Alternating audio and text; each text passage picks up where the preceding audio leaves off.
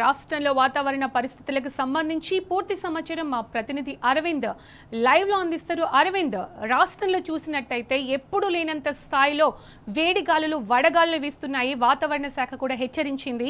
ముఖ్యంగా మధ్యాహ్నం 12 గంటల నుంచి 4 గంటల వరకు అవసరమైతే తప్ప ఎవరు బయటికి రావద్దు, వస్తే తీవ్ర పరిణామాలు ఎదుర్కోవాల్సి వస్తుందని. అప్డేట్స్ ఏంటి అరవింద్? రైట్ సునీత, ఏదైతే చూసుకుంటే మండే ఎండలాగా ప్రధానంగా కనిపిస్తుంది. అటు జిల్లాల వ్యాప్తంగా రాష్ట్ర వ్యాప్తంగా కూడా దాదాపుగా 46 నుంచి 47 డిగ్రీ సెల్సియస్ ఉష్ణోగ్రతలు కూడా గరిష్ట స్థాయిలో కూడా నమోదవుతున్నాయి. అటు నగరంలో కూడా బయటికి రావాలంటే ప్రజలు కూడా జనుకుతున్నారన్నట్టు కూడా ప్రధానంగా అర్థమవుతుంది. ఉదయం సమయంలో మాత్రం ఇప్పటికే దాదాపుగా 8:30 నుండి మొదలు చూసుకుంటే సాయంత్రం 4 గంటల వరకు కూడా విపరీతంగా ఎండ తీవ్రత కూడా గరిష్ట స్థాయిలో కూడా నమోదవుతుంది. కొన్ని ప్రాంతాల్లో మాత్రం దాదాపుగా 46 నుంచి కూడా 47, 40 ఈ గరిష్ట స్థాయిలో ఉష్ణోగ్రతలు కూడా నమోదవుతున్నాయంటూ కూడా ప్రధానంగా అర్థమవుతుంది. ఏదైతే మనం చూసుకుంటే నగరంలో కూడా ప్రజలందరూ బయటకు రావాలంటే బెంబేలెత్తే పరిస్థితి కూడా కనిపిస్తుంది. కొన్ని ప్రాంతాల్లో కూడా ప్రజలు ఇప్పటికే తీవ్రమైన ఆందోళన వ్యక్తం చేస్తున్నారు. అటు రోహిణి కార్త ప్రారంభమైంది కాబట్టి ఇప్పటికే ఎండ తీవ్రత కూడా గరిష్ట స్థాయిలో కొడుతుంది.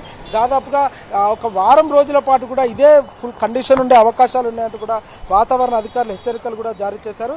అటు ఉమ్మడి ఆదిలాబాద్ జిల్లాలో మాత్రం ఇప్పటికే దాదాపుగా 47 డిగ్రీ సెల్సియస్ ఉష్ణోగ్రతలు కూడా నమోదైనాయి అన్నట్టు కూడా వాతావరణ అధికారులు తెలియజేస్తున్నారు. ప్రధానంగా ఇటు ఈశాన్య కానీ అటు పశ్చిమ కానీ దక్షిణ కానీ హీట్ వేవ్ స్ట్రోక్ కూడా విపరీతంగా ఉంది. ప్రజలు కూడా అప్రమత్తంగా ఉండాలంటూ కూడా ఇప్పటికే పలు ఎక్స్పర్ట్లు కూడా అంటే ఏదైతే నరసింహారావు గారు ఉన్నారో పలు ఎక్స్పర్ట్లు కూడా ఏదైతే పబ్లిక్ పాలసీ ఎక్స్పర్ట్లు కూడా ఇప్పటికే వాళ్ళు ప్రభుత్వాన్ని అలర్ట్ చేశారు. రానున్న 3 రోజుల పాటు కూడా హైదరాబాద్లో నగరంలో కూడా విపరీతమైన ఎండ తీవ్రత ఉంటుంది. ప్రజలందరూ దీన్ని అప్రమత్తంగా ఉండాలి, దీన్ని దృష్టిలో పెట్టుకోవాలంటూ కూడా ఇప్పటికే ప్రధానంగా అటు రాష్ట్ర ప్రభుత్వానికి తెలియజేస్తున్నారు. ఎండ తీవ్రతతో కూడా ఇబ్బంది పడుతున్నారు జనాలు. అక్కడ ప్రధానంగా చలివేంద్రాలు కూడా ఏర్పాటు చేయాలి. దానికి తోడు కూడా ఎవరికి ఇబ్బంది లేకుండా కూడా అటు అధికారులు చర్యలు తీసుకోవాలి. గ్రామ స్థాయిలో కూడా హీట్ వేవ్ కొనసాగుతుంది, వాళ్ళని కూడా అప్రమత్తం చేయాలంటూ కూడా ఇప్పటికే అధికారులు హెచ్చరికలు కూడా జారీ చేశారు. అటు పబ్లిక్ ఎక్స్పర్ట్స్ కూడా ప్రభుత్వాన్ని కూడా ఇదైతే ప్రధానంగా కోరుకున్నారు. కొన్ని ప్రాంతాల్లో మాత్రం హీట్ వేవ్ మాత్రం విపరీతమైన స్థాయిలో పోయింది, గరిష్ట స్థాయిలో కూడా పోతుంది.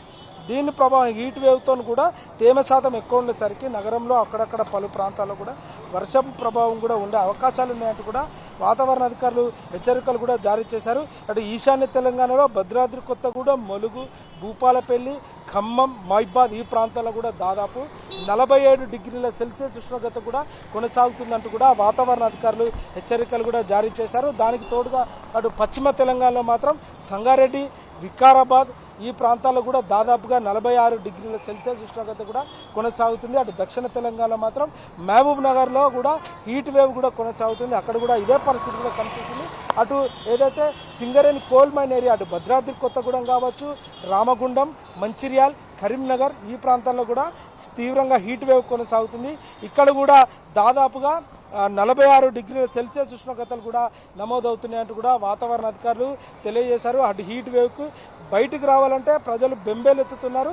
రోహిణి కార్తీ ప్రారంభం కావడంతో మరింత కూడా ఎండ తీవ్రత కూడా పెరిగే అవకాశాలు ఇంకా గరిష్టంగా ఉన్నాయని కూడా వాతావరణ అధికారులు తెలియజేశారు. ఇది రాగల 3 రోజుల పాటు కూడా మరింత ఎండ తీవ్రత కొట్టే అవకాశాలు కూడా విపరీతంగా ఉన్నాయంటూ కూడా ఇప్పటికే వాతావరణ అధికారులు హెచ్చరికలు కూడా జారీ చేశారు. ఇప్పటికే అటు హీట్ వేవ్ కారణంగా కూడా రాష్ట్రంలో కూడా హీట్ వేవ్ కొనసాగుతుంది. దీనికి కూడా ప్రజలు అందరూ అప్రమత్తంగా ఉండాలి. ఉదయం అంటే 11 గంటల సమయం నుంచి సాయంత్రం 4 గంటల వరకు కూడా ఎవరు కూడా బయటికి రావద్దంటూ కూడా ఇప్పటికే పలు నిపుణులు కూడా తెలిపారు. ఏదైతే పబ్లిక్ ఎక్స్పర్ట్ పాలసీ నిపుణులు ఉన్నారో వాళ్ళు కూడా ప్రభుత్వాన్ని కోరుతున్నారు, పని వేళలు కూడా మార్చండి, ఎండ తీవ్రత ఎక్కువ ఉన్నది, మధ్యాహ్న సమయంలో కూడా విపరీతమైన ఎండ ఉంటుంది.